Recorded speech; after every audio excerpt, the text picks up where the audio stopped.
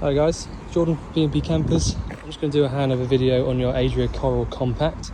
So I've got everything open so I can show you everything working and everything, you know, where everything is and all that sort of thing. So over here on the left hand side under the bonnet, you've got your washer fluid, brake fluid, power steering fluid, sorry, not brake fluid, power steering fluid there, and your engine coolant. Brake fluid sits up here, attached to the servo, just at the back there. Your engine oil goes in through this cap just here at the top, and your engine oil dipstick is this red topped one just down here. The paint code would have been here, but they've obviously got rid of it for some reason or other. I'm pretty certain the colour on this one would be, I think it's 614 or something, the silver that you get, but obviously it's various different colours because of the different colour in the back from the Adria. But there is a silver Fiat colour that we have here. I think it's 614 or something like that, but yeah, that's what that would have been. Your original chassis plate is this one just here with the rivets, but the one that you actually want to look at is this one just here. It's very slightly different, but this is the one that they've uprated basically. So when it got converted to an Adria motorhome, this is the one that they've actually changed it to, so you need to go from this one. The rest of it here, all e-dispatcher stuff, so this is all to do with your air conditioning in the cab. So you don't have to worry about this basically. It just tells you how many in grams of the air conditioning gas goes in basically. The only other thing I want to show you on this particular cab is that your engine battery doesn't actually sit inside under the bonnet.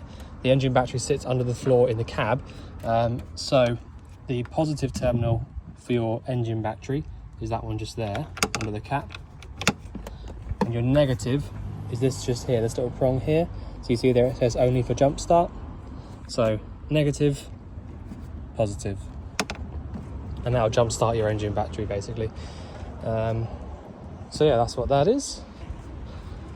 Your diesel filler point is this one just here, and you need your ignition key to go in there to open that up.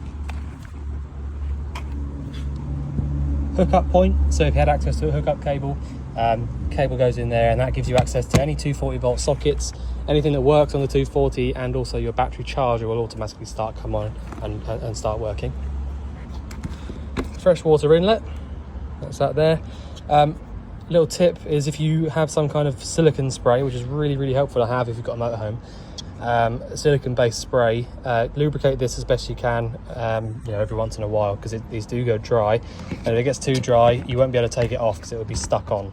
So lubricate that up as best you can, you know, whenever you can really. And the other reason it's helpful to have the silicone spray is because these seals all need lubricating every once in a while. So a couple of cans of silicone spray around sort of the black seals around the places is really helpful. Also, talking of that spray, we've obviously done it as part of the habitation check, but when you take this little slider out, you can see there's a rubber seal. So that's probably the most important part to keep lubricated actually, but see now it slides in and out nice and easily. There you go. So this is a toilet cassette. When you empty it out, you literally empty it out from here. And when you are emptying it, you need to hold down the orange button there at the back. And that's it. You've got, just make sure that goes in nice and straight. I'll have to do that in just a minute. Little pipes come down at the back there. I'll put that back up. Right, because I've only got one hand, I can't reach in there and do it. So next door to this is your external hot and cold water point, which I believe there is a 0.4 in the van somewhere, but basically you just plug it in and turn it to wherever you want it, from hot over to the left, cold to the right. Freshwater drain is this one just here, so literally undo that little cap there, or turn it 180 degrees, and your fresh water will come out from the tank. And that's if you're sort of draining the system down for, you know, if you're going to leave it over the winter or something like that, or you know, if you ever just wanted to drain the tank out and refill it, that's where you do that from. And your wastewater drain is this one just here, so you just turn this like that, and then your wastewater will come out through there. Gas locker, you have got the point here for gas though, so refillable gas, but it's actually not got it in it. I think it would have had it in it at some point, obviously, but it has been replaced just for the standard propane bottles and the standard regulator now.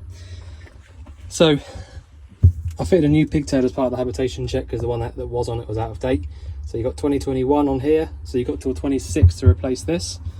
The regulator looks very, very new, in good condition, but there isn't really a specific date on those that you have to replace them. So, you know, every sort of 10 years or so is a good starting point. Turning the gas bottle on, anti-clockwise around to the left. Turning it off, it's clockwise around to the right. I'm going to leave it on for the minute because I've got a few bits on inside the vehicle. But yeah, otherwise you just sort of make sure you keep them all nice and tight in there. You have got space in here for the bigger bottles, the 13 kilos, if you did want those. But that's completely up to you, you know, what you want to take away with you. These 6 kilo propane bottles would last you so long, you know, you'd be surprised how long they actually last. So a couple of those would be absolutely fine. This locker just here at the back. You have to press both buttons down at the same time to get those to open. Spare wheel sits inside here, and just a couple of bits and pieces. So you got, you know, lights in here, that kind of thing. But yeah, loads of storage, more storage, or more easy to get to from the other side. But yeah, loads of space in there for whatever you should need. Bike rack is just here.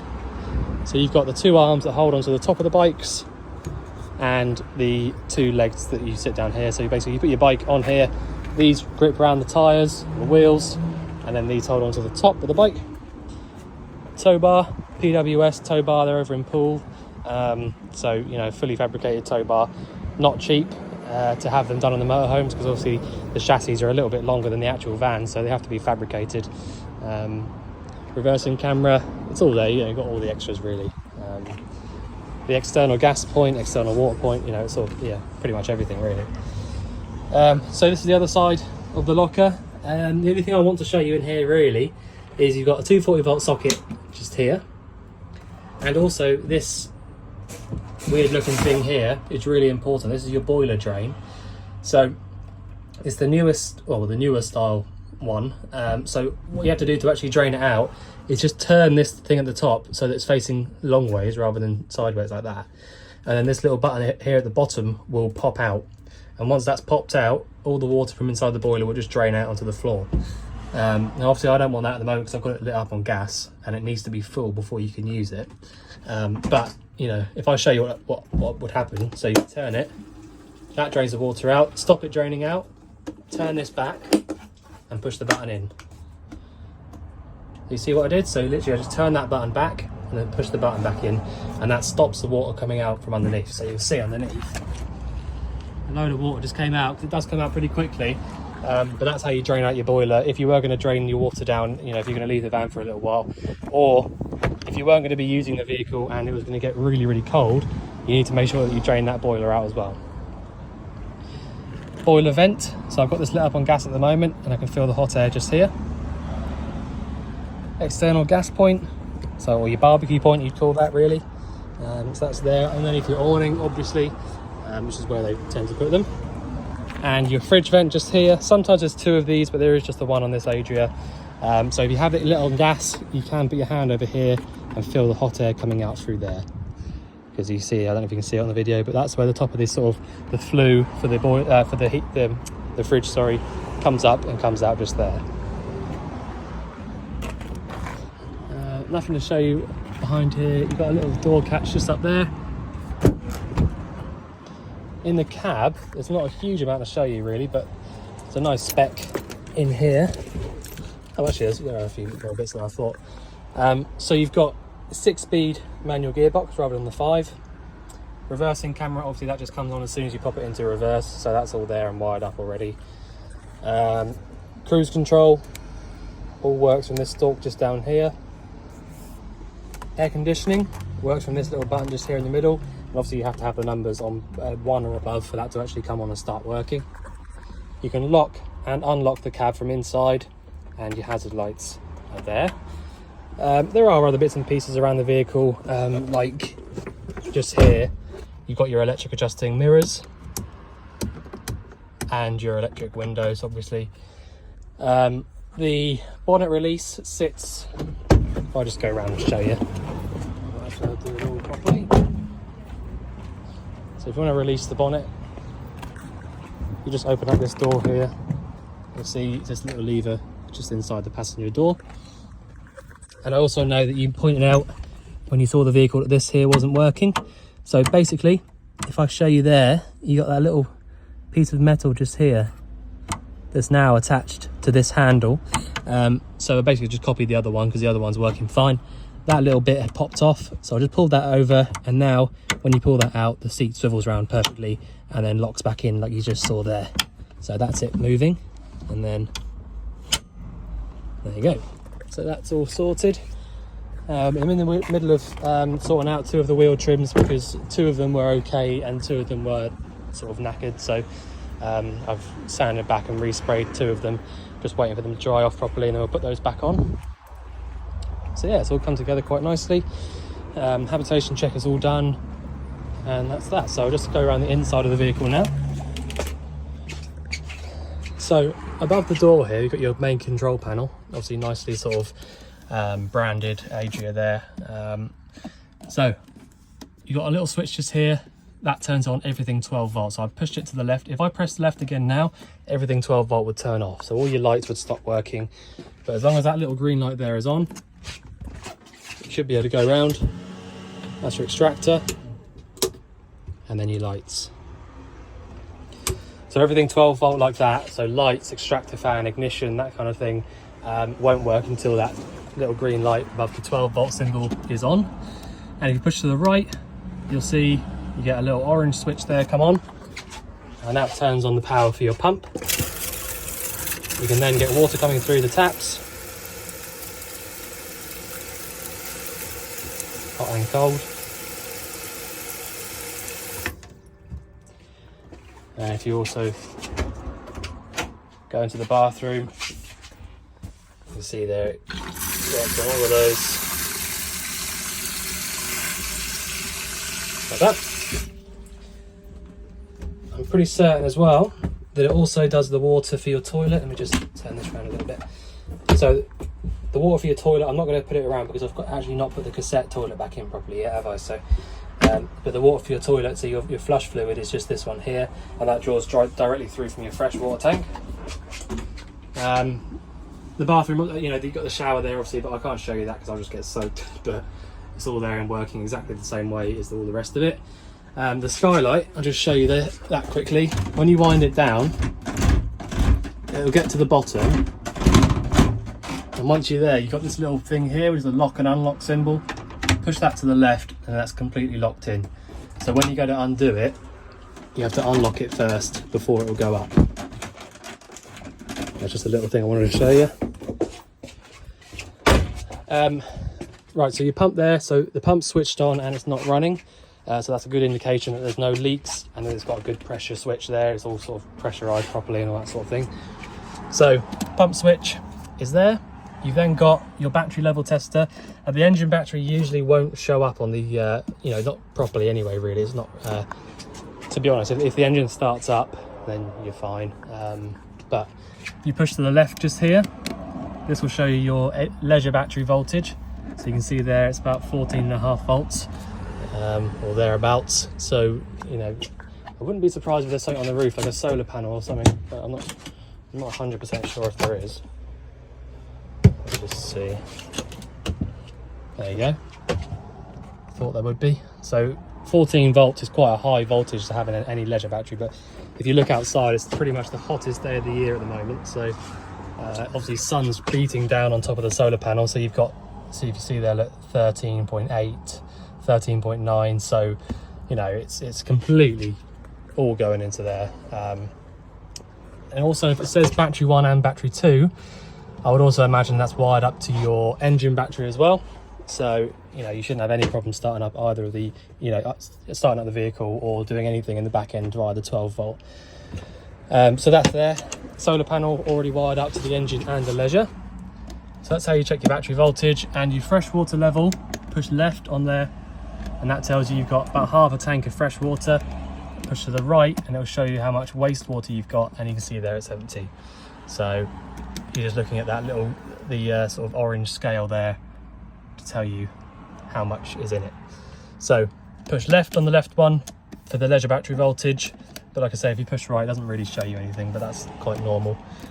Left on the right hand one, freshwater level.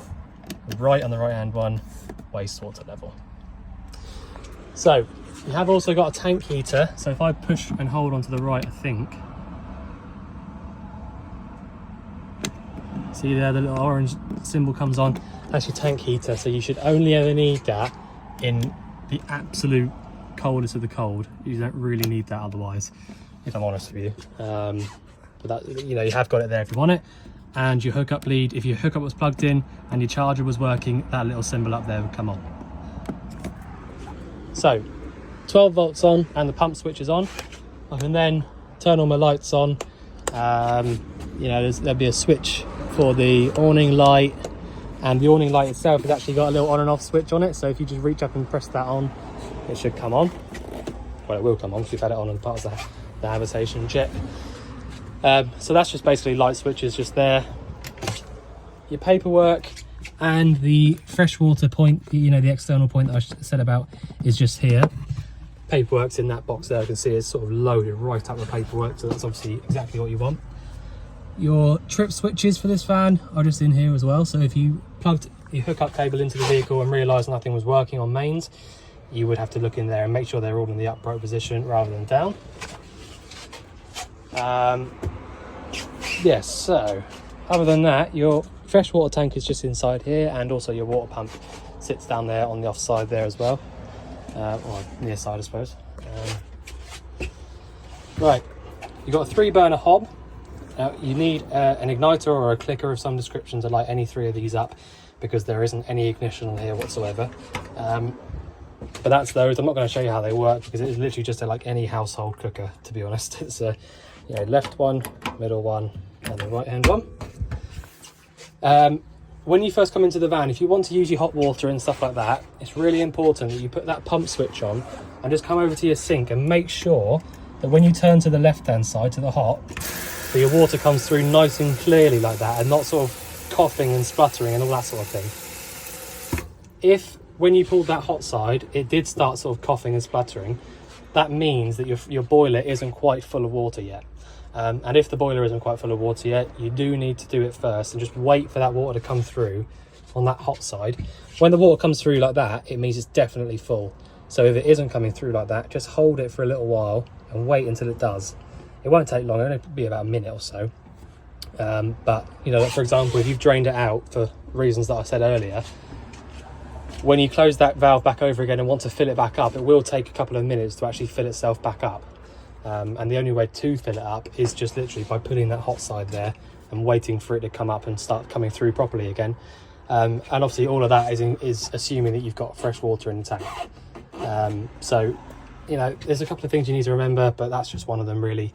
And just quickly, the reason that you don't light the boiler up without any water in it is because if you imagine if you went to the kettle and plugged the kettle in, turned it on, but there was no water inside of it, it's just going to overheat and start to melt the wires and things like that, because you're basically essentially heating up nothing.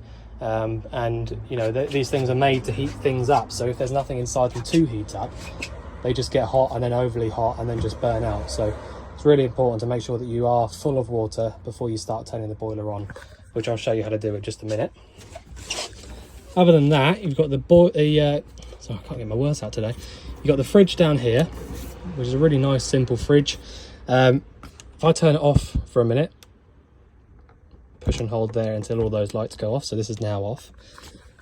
So if you were first coming into the van, push and hold until it all comes on. And you can see straight away, it's automatically chosen gas. So that's this symbol here. And at 4 out of 5, I think it's out of 5, or it might just be 4. Okay, yeah, so out of 5. So you can leave it there. Sorry, that's just my foot, by the way. You can leave it there on 5. But at the moment, you see there, I actually heard it. You probably didn't hear it as part of the video, but when it chose that, it just lit itself up, and that's it. All you have to do is just set that sort of temperature gauge there. You can just leave it on maximum, and if you find that the ice inside there is getting too much, you can just turn it down a bit. That's all that's for, really. But yeah, turning it on, it will literally just choose automatically which way it thinks is best. But if you wanted to change it manually, it's just as easy. So you just press the button here, the one that says mode there, just push on the mode one. So that one there is for when your engine's running. So that won't work unless your engine's running, basically. It might say that it's working, but it's not. And the one at the top is the hookup. And you can see there that's flashing because there's no hookup plugged into the van at the moment. And so obviously that's not going to work. But yeah, so at the moment, the only way I can use it is the gas. So it'll light itself up, as you probably just heard there. And that's it. You just leave it for a few hours and then this fridge will be nice and cold inside. So bear in mind, sort of the example I like to use really is if you've got a new fridge at home and you plugged it in, it's not going to be hot in half an hour, cold, sorry, in half an hour. It will take hours to get cool, and that's because that's how long fridges take to get cold from hot, basically.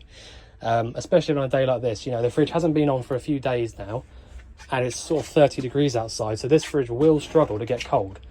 So, for example, if you're going to go away tomorrow morning and it was really hot like this, I would advise you switch this fridge on either on the mains or the gas tonight, the night before you go away, and then by the morning it will be cold. You know, a whole night is plenty of time for it to get cold. But I just think that's the sort of the most fail-safe way of doing it, because the last thing you want is to wake up in the morning of going and realising your fridge is still hot, you know, and everything inside of it is still hot. So it's just a sort of a word of advice, really. Pop it on the night before you go away. And the reason I say either on gas or electric is because the gas and the electric are the only two ways that will get this fridge cold on its own. So, you know, obviously that will only the only two ways that you can use anyway, because you can't leave the engine running all night for the 12 volt. So you have to get it cold first, either via the gas or the electric, and then when you turn the engine on, switch it over to 12 volt, which is the little battery one. And then when you get to where you're going and you turn the engine off, either light it back up on gas again or plug a hookup into the van and put it back on a hookup. So that's the way you have to use the fridge. The two dials up here are for your boiler. So it's a combi boiler, but not in the way that you might know a combi boiler at home. It's not like a, you know, you don't get sort of instant hot water or anything like that. Sometimes these can sound and seem a little bit confusing when I go through it, but you know, trust me, it's really not. It's nice and simple when you get the hang of it. So let me turn that off as well. So right now, if this one on the left hand side here is pointing towards this little 0 symbol, the boiler is off, regardless of where this one is. All right, you don't have to worry about this side at all at the moment. So this one here on the left hand side literally tells the boiler what you want it to do. So if I want to just heat the water up, I'd go up either to 40 degrees or 60 degrees. And so at the moment, the boiler is just heating the water up, and that's it. If I didn't want that, I would go back down to the middle. One down is heating only. Now this won't work because it's too hot outside. It's got a thermostat up there next to the control panel. So this will not work, all right? It just won't. If I go one down again to the very bottom, is heating and 60 degrees of hot water. So when that lights up and starts heating up water, you get this little orange symbol on the left hand side. Now the orange just means that the water is heating up. So if I was just on heating, the orange symbol would go off, and then you'd eventually just get, you know, basically just heating only coming from the boiler. So once you've chosen what you want the boiler to do, so I'm going to turn that off for a minute and go up to 40 degrees hot water. Once you've chosen what you want the boiler to do on this left hand switch, you can then go to the right hand one and choose what energy you want that boiler to use, basically. So if you wanted to use the boiler on gas only, you leave it just here on gas only. And if you wanted to use electric only, you'd go up 1 or up 2. And obviously there's no electric hookup plugged into the vehicle at the moment, so that isn't going to work. Alright, car alarm going off outside. So basically, at the moment, I'm on 60 degrees hot water, so that's what the boiler's doing. And I'm up here on the electric. So if I had an electric hookup plugged in, the boiler would literally be heating the water up via the electric element. If I don't have a hookup plugged in and I have got the gas on, I would leave it just here in the middle, which is gas only. And if I had gas and electric and I was in a bit of a hurry to get it to work, I can go down to the very bottom and use gas and electric at the same time. So this one on the right hand side here usually is just going to get left in the middle, to be honest, on gas, which is, you know, what 9 times out of 10 is what, you know, what you'd use it on. But this one on the right hand side, this whole dial over here just tells the boiler what energy to use, either gas or electric or both. Okay, gas in the middle, electric at the top, both at the bottom. So you want to leave it there on gas, and then, like I said, this one on the left hand side just tells the boiler what to do, whether it be hot water, heating or both.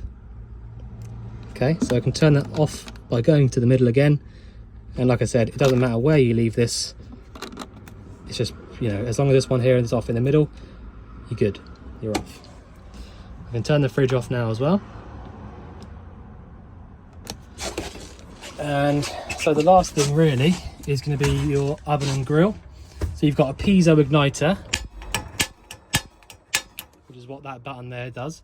So basically, every time you press that in, a little spark goes out at the exact right place for either the oven or the grill. So if you push in and round to the right on this dial here, the gas will come out on a grill, which is obviously at the top here. And if you push in and round to the left, you get gas coming out at the bottom. So basically just push it in and hold whichever way you want it, you know, whether it be gas for the grill or for the oven, whilst pressing down that piezo igniter, and then it will just light up. The bed back here, I know you've seen the van already, but you've got various bits and pieces up here because you've got a massive sort of like sat dish on the roof, so it's all wired up properly just there for the TV. But yeah, a couple of things I want to show you just briefly. I know it's been quite a long video already. All your windows are pretty much exactly the same, apart from the one at the back, which has got the twisting knobs to tighten it down with. But you've got this latch style of window everywhere else. So you see there, when you hear the latch noise, you can let go of it and it will stay there. But what I want to show you is, if you were parked right up against something, you know, on this side, and you open up this window to that latch there, and it was pretty much touching that thing that you were up against, you're going to struggle to get this window to come back down, because you actually can't pull it straight back down again. It won't come in now unless you push it up a bit further, and then it will allow itself to come back down.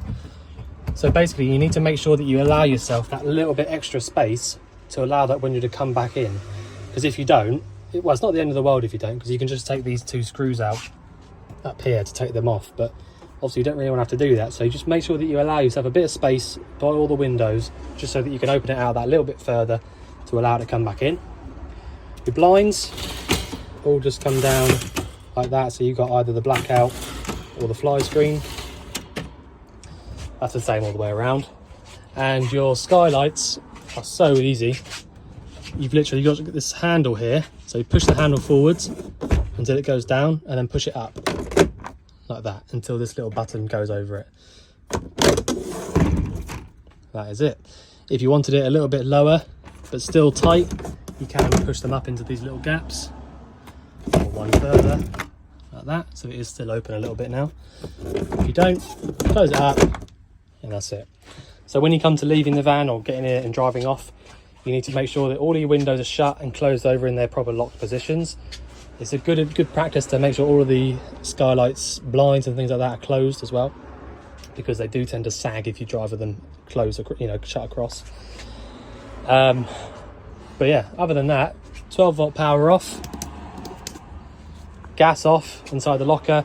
Make sure your gas bottles are tightened down as well, because the last thing you want, you know, in the obviously unlikely but possible event of like a crash or something, the last thing you want is, 1, pressurized gas coming out from anywhere in the van, but 2, obviously you want the bottles to be nice and secure so they don't move around.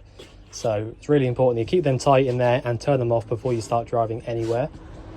But other than that, I think that's about it really. You know, nothing nasty came up in the habitation check. It was all working exactly as we hoped.